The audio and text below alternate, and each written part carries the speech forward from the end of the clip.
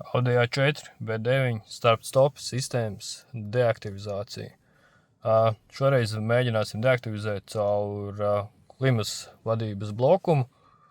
Tad spiežam uz adaptāciju. Meklēšanas lodziņā ierakstam start, lai būtu vieglāk atrast. Izvēlamies start-stop funkciju.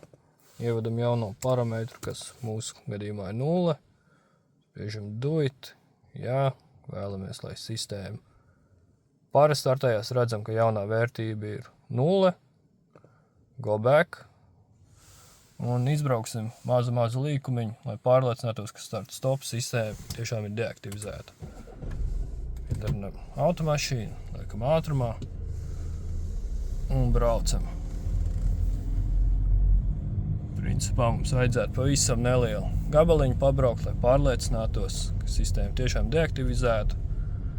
Tad piestāsim un skatāmies, kas mums parādās panelī. Esam apstājušies un, redz, ka pietuvināšu. Start-stop sistēma ir deaktivizēta. Tas arī viss.